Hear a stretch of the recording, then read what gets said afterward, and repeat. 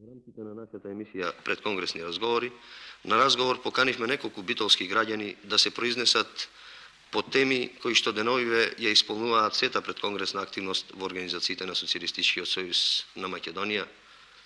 Во разговорите што ги водевме претходно со луѓето од овој град, добивме впечаток дека, особено во некои местни организации на Социјалистичкиот сојуз овдека, се пројавува активност на која може само да се завидни. Прашањата што се предмет на нивното делување се најразновидни. Од тоа кои се причините за дивата градба на станови и зашто таа не може да се спречи, преку прашањето зошто во Битола се сконцентрисани сите здравствени кадри и установи, до тоа какви правно-административни пречки има за формирањето на местни заедници, за кои инаку се извршени сите организационно-политички подготовки.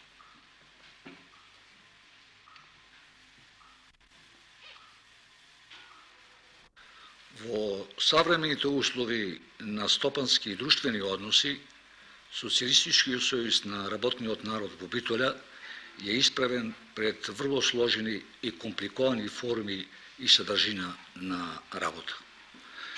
Социјалистичкиот сојуз на работниот народ во Битола, за разлика од досега, од претежно општествено-политичка активност, вниманието во наредниот период ќе треба претежно да го сврти кон економските проблеми.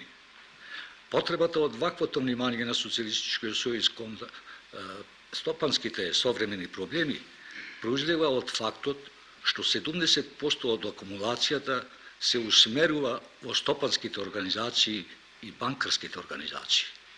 Што значи, Социјалистичкиот сојуз во својата активност ќе треба да ги мобилизира сите самоуправни органи да го вниманието сврта кон простата и проширена продукција да преку своји собствени средства и кредити ја развива таа активност. Социјалистичкиот сојуз како интегрален дел на Сојузот на комунистите на Југославија во својата понатамошна работа секако ќе треба да изработи конкретни и непосредни форми на работа во својата содржина. Тоест, повремено ќе треба да прихвати одредена проблематика, одреден третман за одреден стопански проблем кој ќе треба да го разработа пред општествениот живот во Битола, за да му го привлече вниманието за поголема продуктивност, поарна цена на производот и за расподелата на доходот. Во времето кога беше најавена реформата, низа да ги наречеме анализи покажува дека фабриката за фрижидери, каде што јас работам, на крајот на годината ќе имаше загуба од околу 500 до 600 милиони стари динари.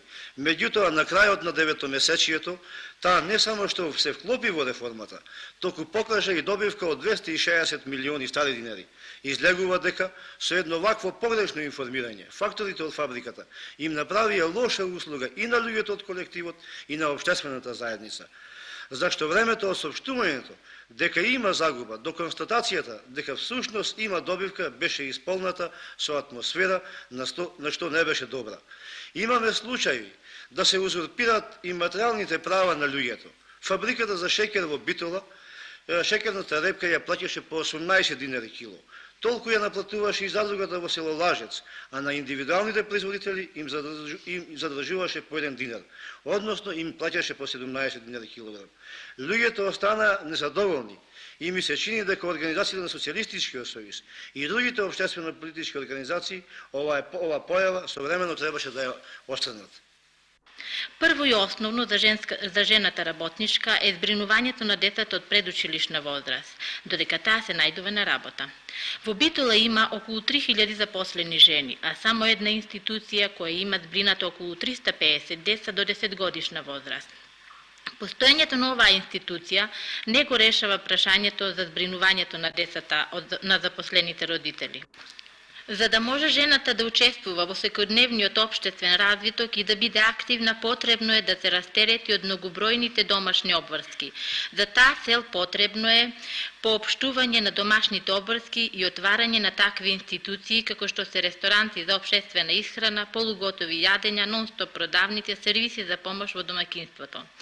Вакви институции во Битола не постојат, за таа цел Општинското собрание, Социјалистички сојуз и стопанските организации би требало да се позабават за отварањето на такви институции. Кај нас во реонот на 7-ма местна организација на Социјалистичкиот сојуз ги има сите услови за формирање на местна заедница. За таа цел постојат и одредени општествени простори и во нив се сместени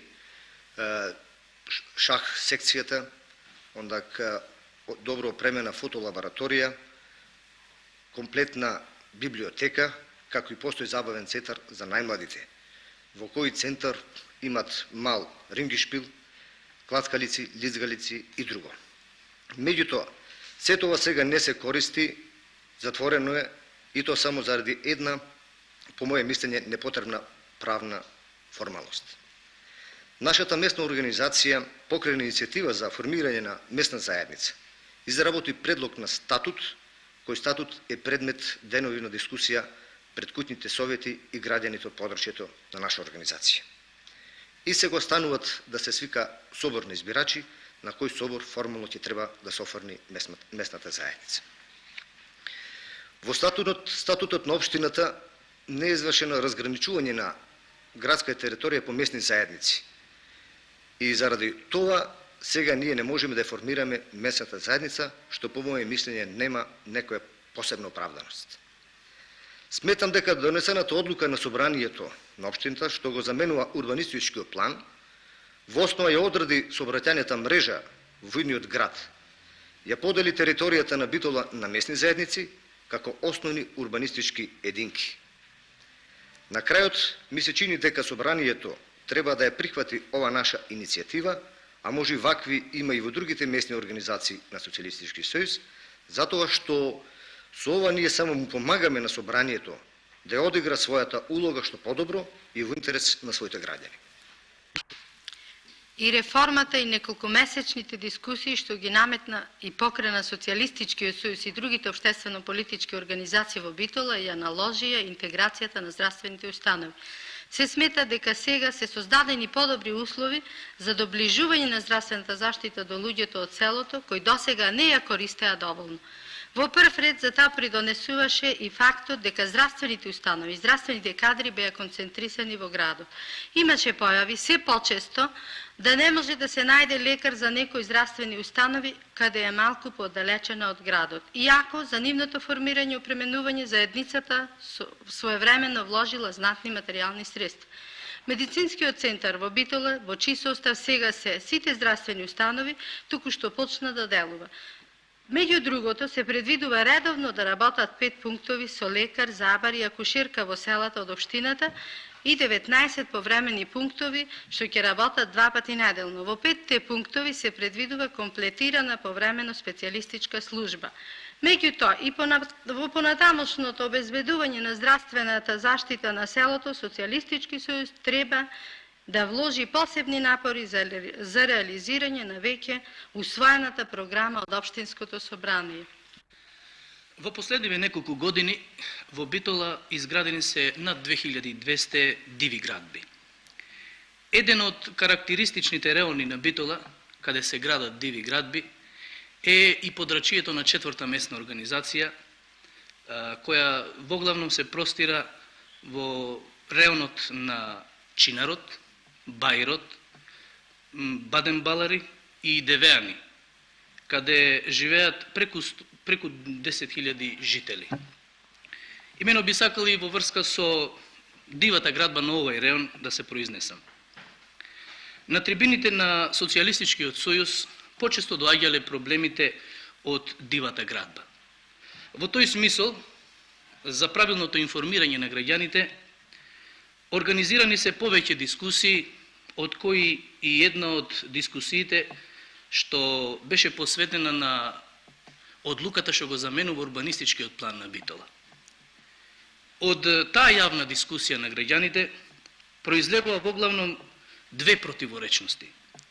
Така што граѓаните сакаат да имат убав град, а дел од нив имаат и такви сваќања дека треба диво да градат. Низ ова јавна дискусија, воглавном според нашето тумачење, главните причини за дивата градба би можеле да ги наброиме следните. Механичкиот прилив на населението, што од село во град мигрира, начинот на живеењето во градот, високите цени на градбата, немањето можности за лоцирање на индивидуални и ефтини градби, како и други слични причини. Во нашето подрачје, во подрачјето на 4-та местна организација, евидентирани се досега 96 диви градби, и тоа воглавном од граѓани што се новодојдени во Битола. Почесто граѓаните се прашуваат зашто се уште Битола нема урбанистички план, иако на него 18 години се работи.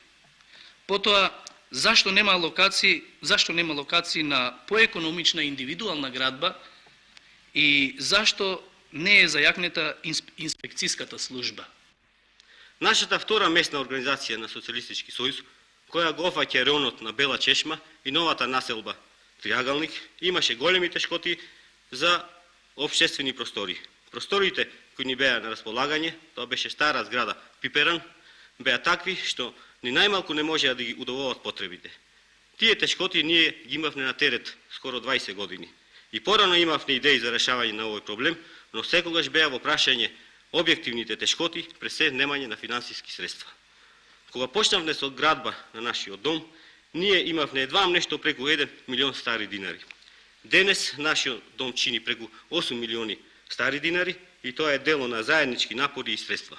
Морам да истакнам дека во тоа ни помогна и некои работни организации кои со своите моторни возила преносуваа материјали и слично. Но за наша среќа и гордост е посебно важно упорноста на сите нас, кои што цели 90 дена секој ден работевне доброволно на објектот и дадовме преку 4000 доброволни работни сати, и за тоа денес нашиот дом, својна на сите нас, е посебно убавина и атракција за нашата населба и районот. Изнесувањата на другарите од Битола секако беа корисни како искуства. Тие меѓутоа укажуваат и на фактот дека потребата за поангажирано согледување на улогата на местната организација на Социјалистичкиот сојуз, на подружницата и на секцијата создава тешкоти што треба да бидат отстранети. Овдека има уверувања дека тешкотиите ќе бидат отстранети, зашто претходните материјали за 6-тиот конгрес на Социјалистичкиот сојуз на Македонија веќе покренаа меѓу членството и раководствата на местните организации определени дискусии.